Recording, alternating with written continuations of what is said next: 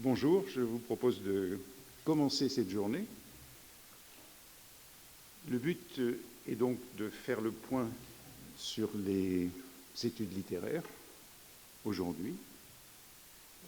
Cela fait presque 12 ans que je suis arrivé au Collège de France et donc je ne suis plus tellement au courant de ce qui se fait. Et c'est d'abord par curiosité, pour me renseigner, que j'ai voulu réunir un certain nombre de collègues, plus jeunes en général, mais enfin, aujourd'hui, plus personne n'est jeune, afin de savoir ce qu'ils faisaient, ce qu'ils font. Lorsque j'étais à la Sorbonne, je faisais un cours qui s'intitulait « Théorie de la littérature » ou « Théorie de littéraire », auquel un certain nombre de ceux que je vois ici ont d'ailleurs collaboré. Et c'est plutôt cette orientation-là que nous avons pris pour organiser cette journée en nous demandant où nous en étions dans ce paysage qui est sans doute un peu plus complexe que dans le passé. Il y a une quinzaine de jours, j'étais en Chine, à Pékin, et à Beijing, comme il faudrait dire maintenant, et j'avais une conversation avec le professeur qui enseigne la théorie de la littérature dans cette université, Beida, qui me disait que le texte qu'elle donnait en introduction à ses étudiants, c'était un tableau de la critique littéraire ou de la théorie littéraire que j'avais fait dans l'Encyclopædia Universalis, et elle me demandait des questions sur cet article dont je n'ai absolument aucun souvenir. Et je viens d'aller regarder quand je l'avais écrit, c'était en 1989, et je comprends qu'elle m'ait donc demandé de le mettre à jour, parce que c'est certainement ce qu'il faudrait faire, et elle m'interrogeait sur les nouvelles directions des études littéraires en France.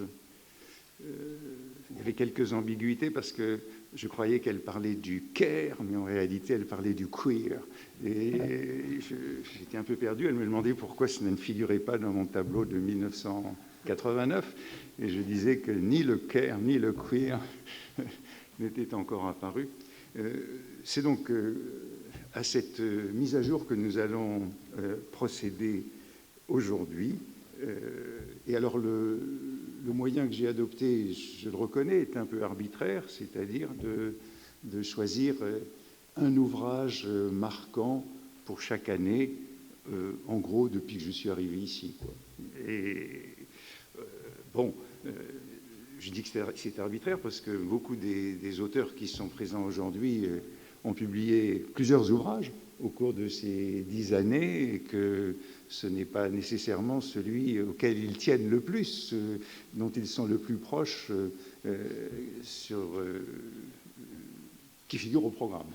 Mais il m'a semblé que c'était bon de pouvoir représenter cette période.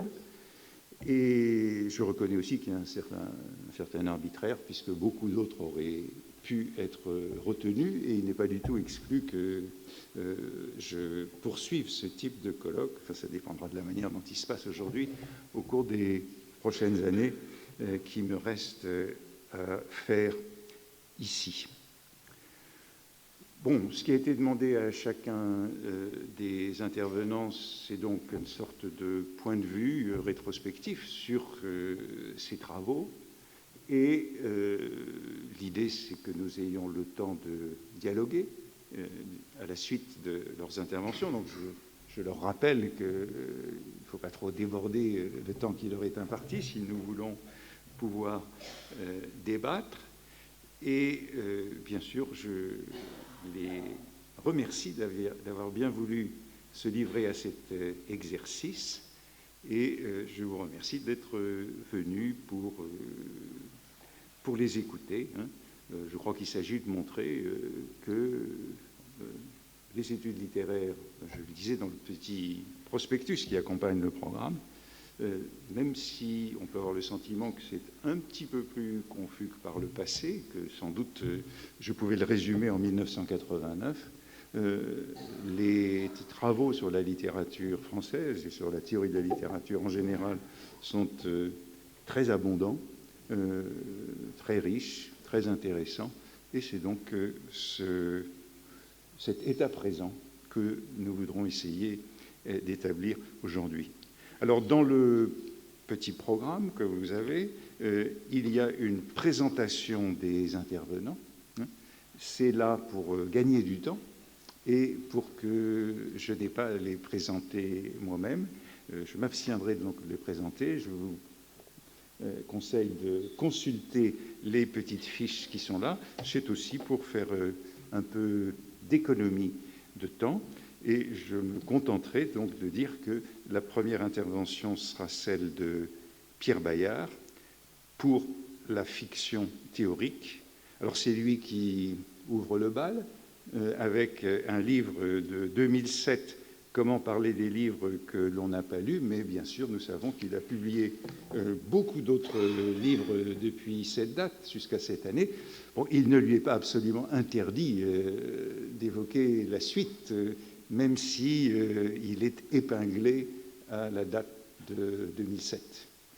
À vous la parole.